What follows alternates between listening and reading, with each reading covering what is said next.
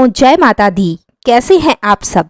मैं आशा करती हूँ आप सब स्वस्थ और सुरक्षित होंगे।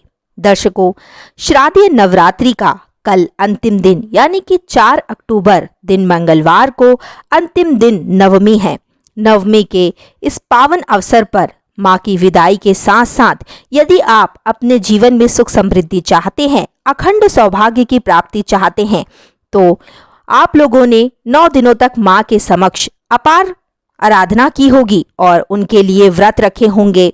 पूरे नवरात्रों में बहुत से लोग अखंड ज्योत भी जलाते हैं, कुछ लोग जवारे बोते हैं, कुछ घट स्थापना भी करते हैं और माँ की सच्चे मन से आराधना करते हैं, भक्ति करते हैं, ताकि माँ उनके घर में साल भर स्थायी रूप से वास करे, निवास करे। माँ लक्ष्मी उनके घर में स्थायी रूप से वास करे।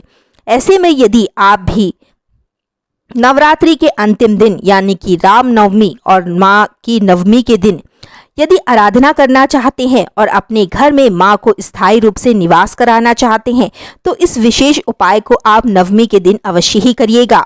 बहुत से लोग अष्टमी और नवमी के दिन कन्या भोजन भी करवाते हैं, लेकिन कुछ छोटी छोटी सी गलतियों के कारण उनके कन्या भोज में माँ की कृपा प्राप्त नहीं हो पाती है।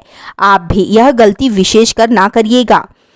जब भी आप कन्या भोज कराते हैं तो कन्याओं को भेंट स्वरूप आप लाल चुनरी अवश्य ही दें, क्योंकि लाल कलर माँ को अति प्रिय होता है। लाल रंग माँ को बहुत ही प्रिय होता है, जैसे कि लाल कलर के फूल, लाल चुनरी, सिंदूर आदि चीजें माँ को बहुत अति प्रिय होती हैं। इसलिए आप भी जब भी कन्याओं को भोजन कराएं तो उन्हें भोजन के बाद लाल चुनरी, लाल कलर की चूड़ियाँ और पंचमेवे उन्हें भेंट स्वरूप आप अवश्य ही दें। इसी के साथ में यदि आप अखंड सौभाग्य की प्राप्ति चाहते हैं, ताकि आपके घर में माँ लक्ष्मी, माँ दुर्गा स्थायी रूप से वास करे, निवास करे, तो आप माँ दुर्गा के लिए 9 सुहागिन स्त्रियों को सुहाग का सामान जरूर ही भेंट करें। सुहाग के सामान में खासकर मेहंदी, रोली, कुमकुम, चूड़ियाँ लाल कलर की, हो सके तो आप लाल कलर की चुनरी भी उन्हें अवश्य ही दें। इसी के साथ में माँ की गोद भी आप अवश्य ही भरें। यदि आप माँ दुर्गा की, माँ लक्ष्मी की गोद भरते हैं उनकी समापन में, उनके विसर्जन के समय, तो आपके घर में माँ दुर्गा स्थायी रूप से वास करती हैं और आपके घर को सुख समृद्धि से भर देती हैं। आपके घर का यश बढ़ता है, पारिवारिक सदस्यों के बीच प्रेम बढ़ता है, वैवाहिक जीवन में मधुरता आती है।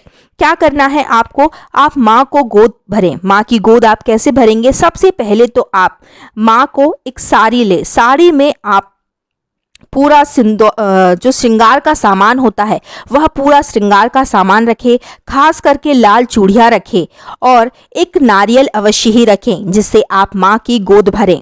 और गोद भरने के बाद आप वह साड़ी अपने लिए ले सकते हैं, क्योंकि उस साड़ी में माँ का आशीर्वाद होगा आपके लिए। फिर आप उस साड़ी को पहन सकते हैं।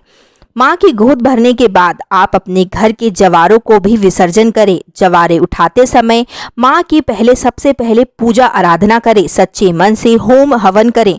उसके बाद ही आप कलश को उठाएं और जो कलश के नीचे आपने चावल रखे हैं वह किसी भी पीले कपड़े में, साफ सिंदूरी सिल्की वाले पीले कपड़े में आप बांध लें और उन चावलों को आप अपने धन वाले स्थान पर, जहां पर आप अपने घर का धन रखते हैं, अपने घर की कीमती वस्तुएं रखते हैं, वहां पर आप रख दें और रोजाना आप धूप दीप वहां पर दिखाएं।